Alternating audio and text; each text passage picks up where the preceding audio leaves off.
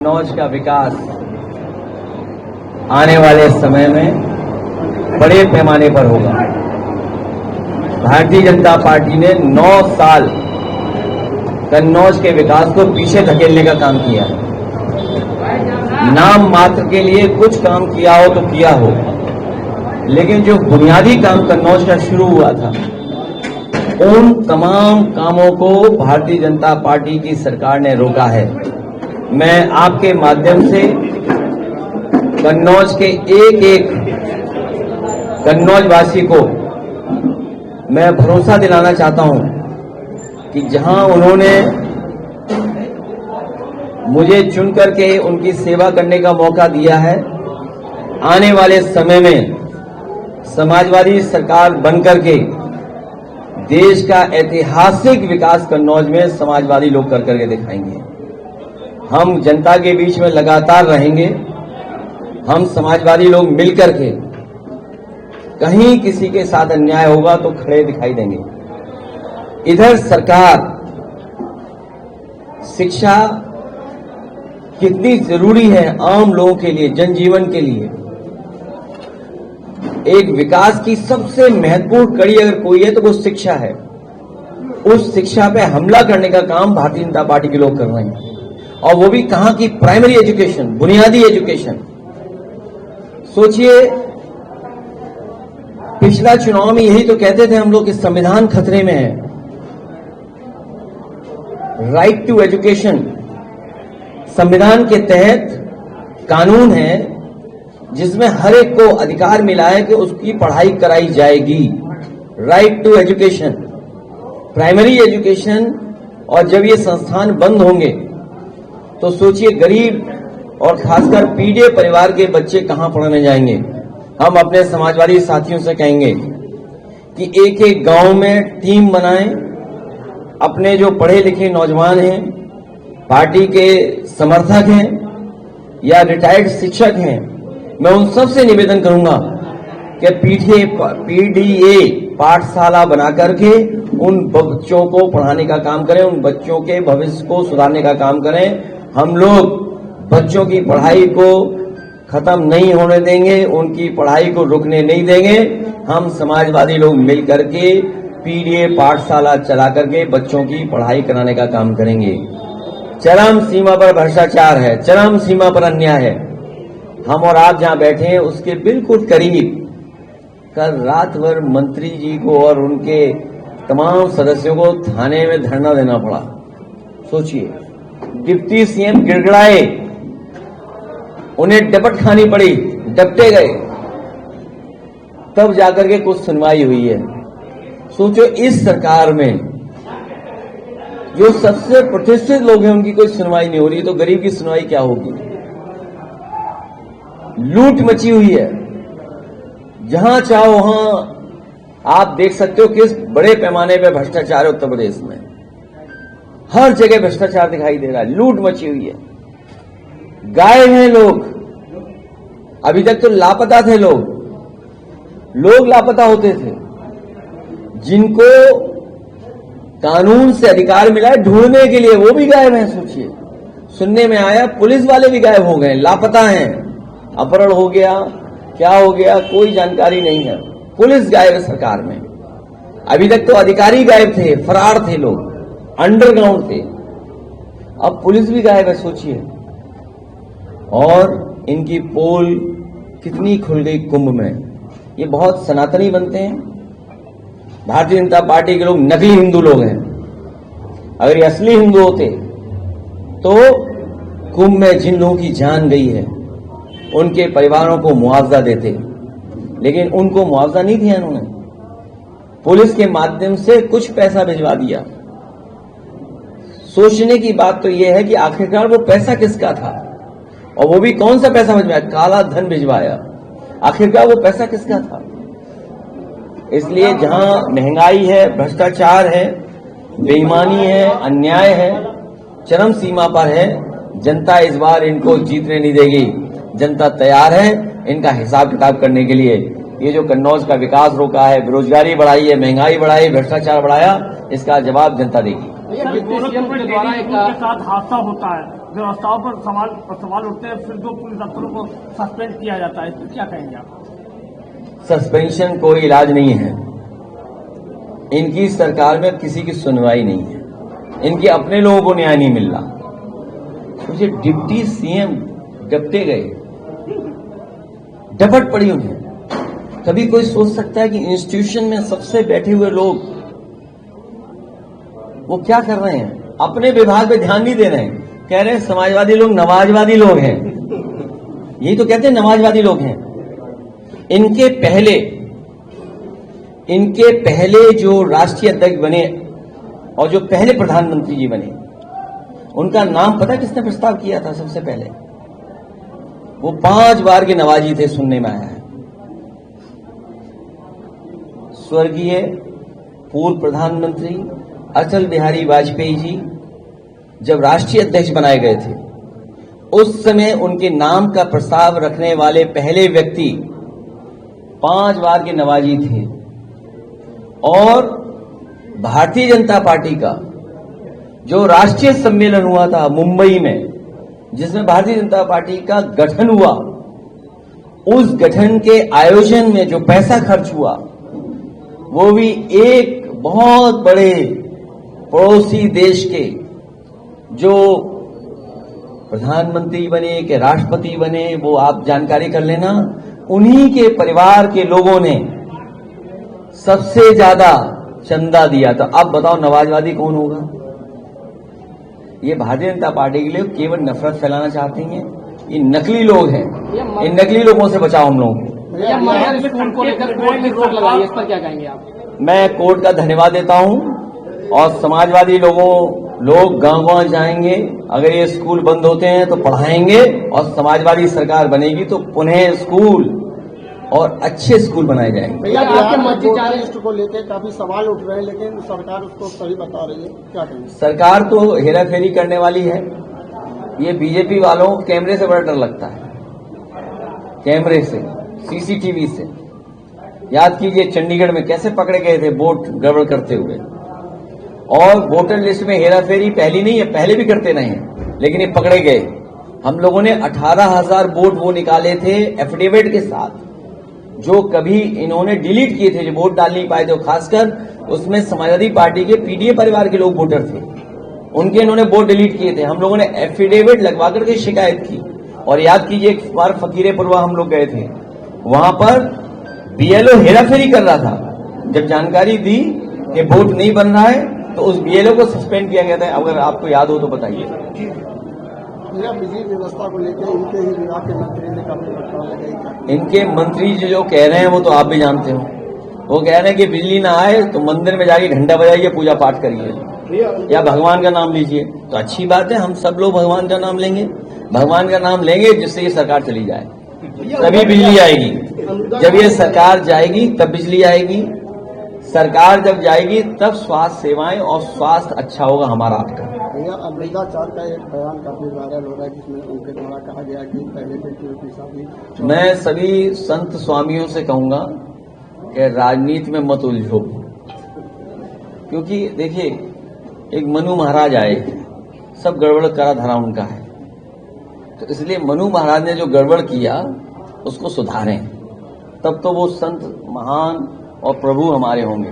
अगर वो मनु महाराज वाली गड़बड़ी को भी दोहराएंगे तो हम कभी स्वीकार नहीं कर सकते। आपकी मस्जिद जाने पर डिप्टी सीएम ने आपकी पार्टी का नाम नवाजवादी रख दिया, वो अब इसी नाम से कहते हैं। ये जो डिप्टी सीएम है इनको कई बार डपट पड़ चुकी है, लेकिन फिर भी नहीं मान रहे। इनके अस्पताल में कुत्ते 6वें फ्लोर पे घूम रहे हैं, सोचिए 3rd फ्लोर पे। सोचिए आप, अपने विभाग में ध्यान नहीं दे रहे हैं, कहीं दवाई नहीं, इलाज नहीं। और जो नवाजवादी है, मैंने अभी कहा कि उनके पहले राष्ट्रीय अध्यक्ष और पहले प्रधानमंत्री, उनका नाम का प्रस्ताव रखने वाले 5 बार के नवाजी थे। और जब भारतीय जनता पार्टी का गठन हुआ, क्योंकि ये जो डिप्टी सीएम है जानते कुछ नहीं है, ये किसी के चौकीदार थे, कभी चौकीदार थे, वो सिक्योरिटी ऑफिसर थे। हालांकि सिक्योरिटी ऑफिसर एक अच्छी पोस्ट होती है, उसका बुरा नहीं मानना चाहिए, लेकिन वो वाले सिक्योरिटी ऑफिसर थे जो लाठी वाले नहीं होते हैं सिक्योरिटी ऑफिसर थे। सच में आप यकीन कर नहीं माने हमारी बात को। अरे मेरी बात भी नहीं मान रहे आप। आपकी बात मानना वो चौकीदार थे, अब डिप्टी सीएम बन गए, तो बड़ा सम्मान की पद है।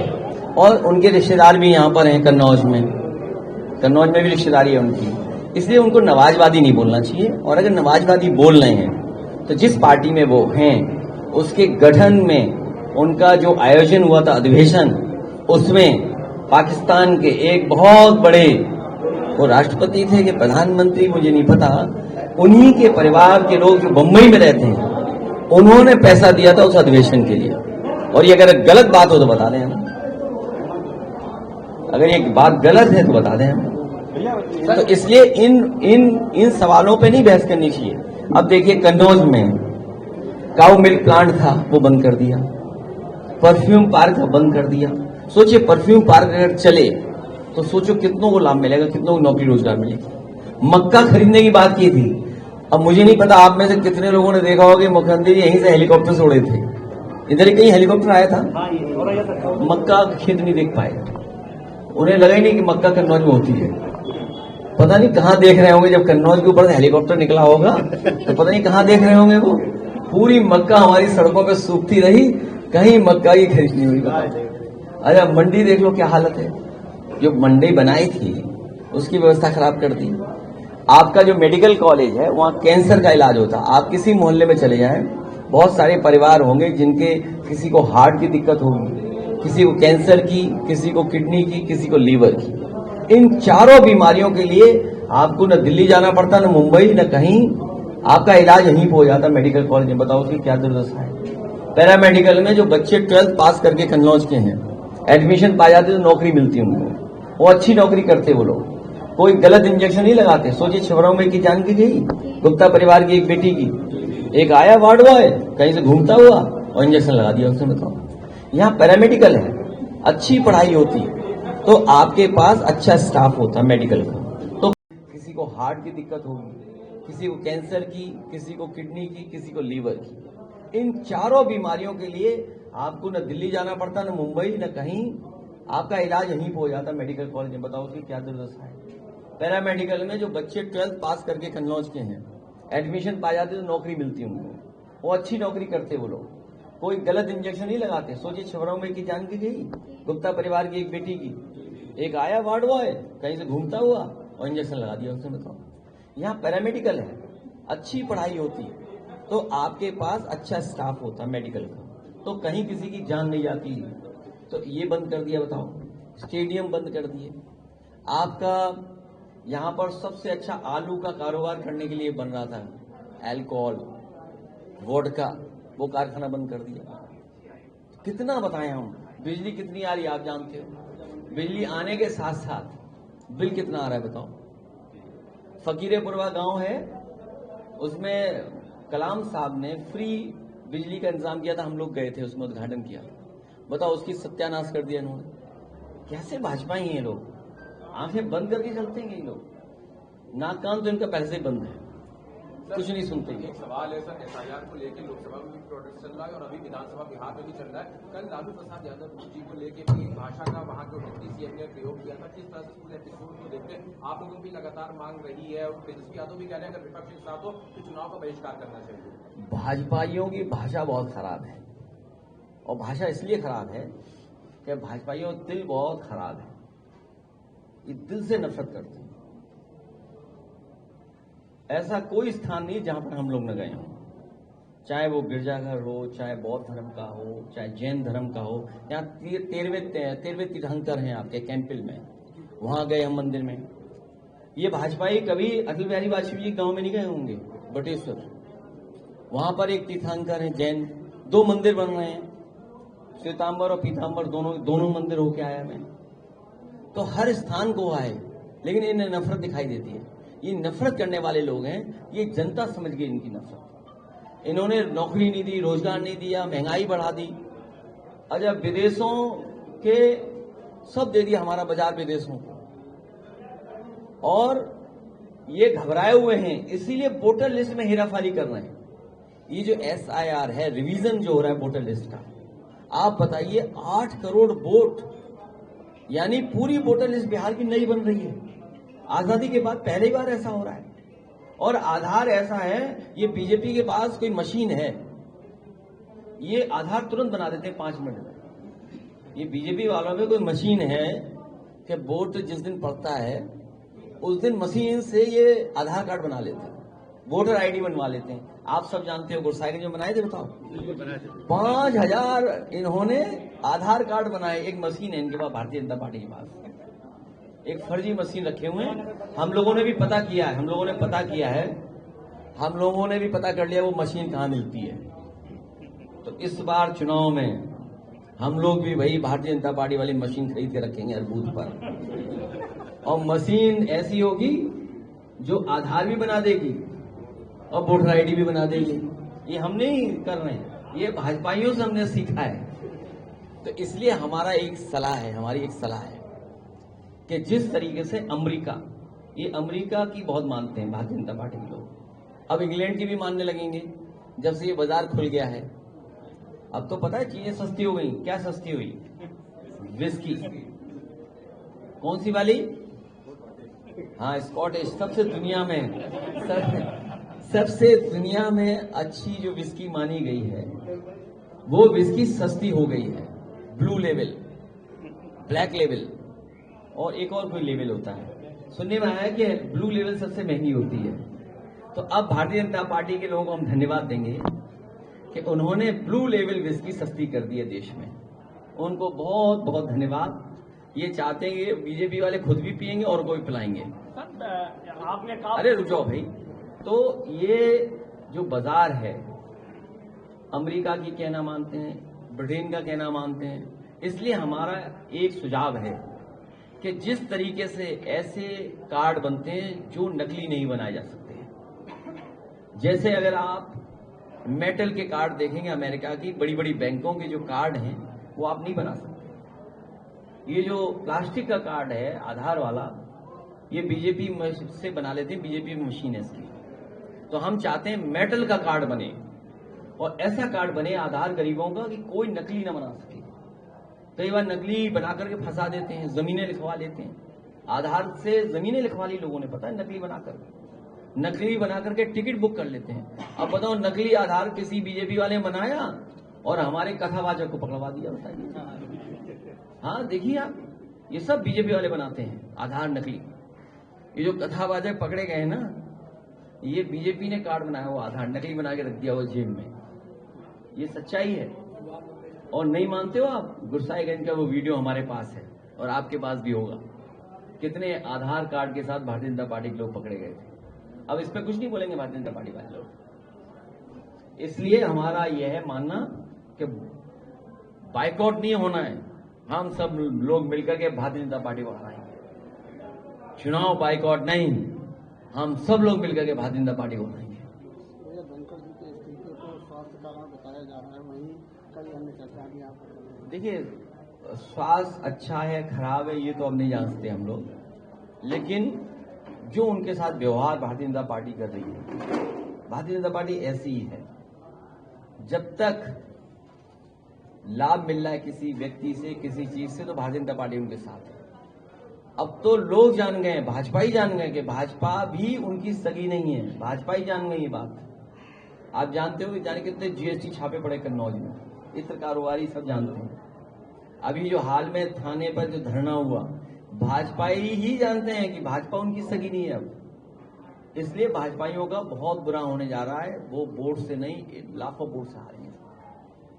अभी आपके निधि से 30 जो है प्रस्ताव भेजेंगे विकास कार्य, जो है 6-7 जो है स्वीकार हुए, बाकी अभी तक नहीं। मैं कहूंगा कहीं कोई हो, अगर कहीं ऑफिस से कोई गलती है, कोई है, उसका हम सुधार करेंगे और जल्दी प्रस्ताव दे देंगे। और सोशलिस्ट और सेक्युलरिज्म वर्ड को लेके जो अभी खड़ा हुआ था बयान, उसके ऊपर अब अर्जुन मेघवाल ने बयान दिया है कि अभी इसको बदलने का या प्रेम्बल में चेंज करने का कोई प्रस्ताव नहीं है। भारतीय जनता पार्टी आरक्षण के खिलाफ है, आरक्षण के खिलाफ है, पीडीए के खिलाफ है, गरीबों के खिलाफ है, आदिवासियों के खिलाफ है, मुसलमान भाइयों के खिलाफ है, जैन भाइयों के खिलाफ है, बौद्ध धर्म के खिलाफ है, सिख भाइयों के खिलाफ है, सभी धर्मों के खिलाफ है भारतीय जनता पार्टी। हिंदू भाइयों के भी खिलाफ है। और जो समाजवादी शब्द है, समाजवादी शब्द हमें आर्थिक गैर बराबरी और सामाजिक गैर बराबरी से लड़ने का एक सिद्धांत है। और जब सामाजिक न्याय की बात होगी और सामाजिक न्याय के राज की स्थापना होगी तो उसमें आरक्षण होना जरूरी है। और ये आरक्षण के लिए एक नया फार्मूला निकाला इन्होंने, NFS, नॉट फाउंड सुटेबल। सच्चाई तो ये है, डेमोक्रेसी के लिए भारतीय जनता पार्टी NFS है, सेकुलरिज्म के लिए NFS है, सोशलिज्म के लिए NFS है। ये सुटेबल नहीं है लोकतंत्र के लिए, क्योंकि अगर इनके खिलाफ आप बोलोगे तो उपराष्ट्रपति जैसा हाल हो जाएगा। सुनने में आया है उपराष्ट्रपति जी से नाराज थे।